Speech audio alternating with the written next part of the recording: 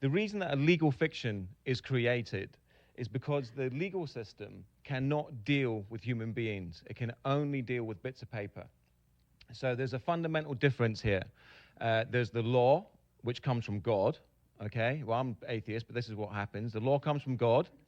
And so that's things like, you can't harm anybody, you can't, kill someone. Everyone knows what the law is fundamentally. It's harm, injury, or loss when you sort of sum it up. And human beings are brought into the lawful system because they are under God, okay? That's why when you go to court, you swear on a Bible, and it's all very religious. Whereas the legal system is created by man. The legal system can never, ever be above man. Does that make sense? Okay, so law comes from God because we all fundamentally understand what the law is.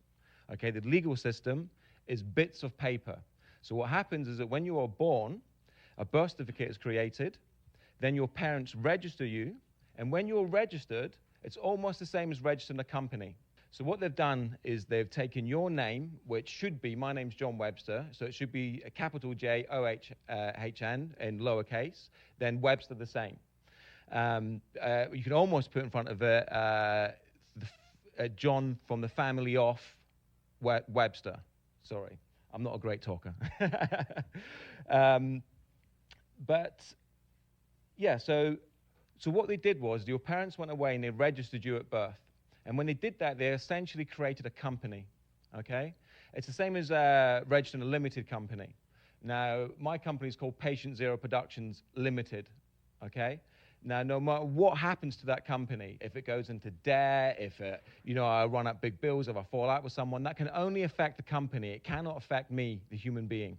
Because if you understand what limited means, it's limited liability. It takes away all earnest from you, all right, to have any sort of standing with that. So it's exactly the same with your straw man. Okay, they created a business at your birth, identified by Mr., Mrs., or block capital letters.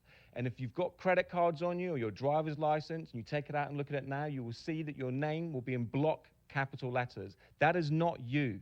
That is your company that was created so you could enter into the legal system. Birth, when we had no idea what was going on, our parents were tricked to sign us over to the government.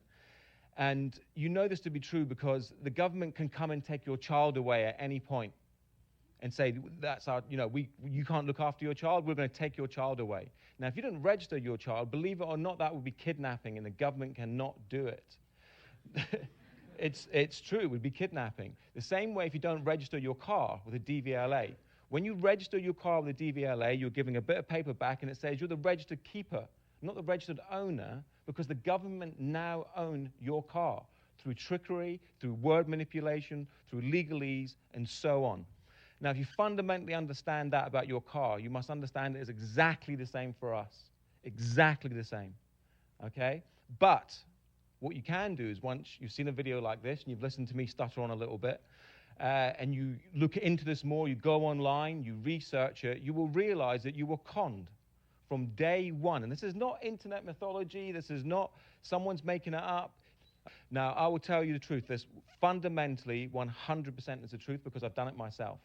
I've got myself out £30,000 worth of debt, right, by using a system that I've learned over the last 3 years. Just by sending letters, nothing more, 3 letters. And I've got banks and other organizations to send me letters back saying your account is now closed. We are no longer dealing with you.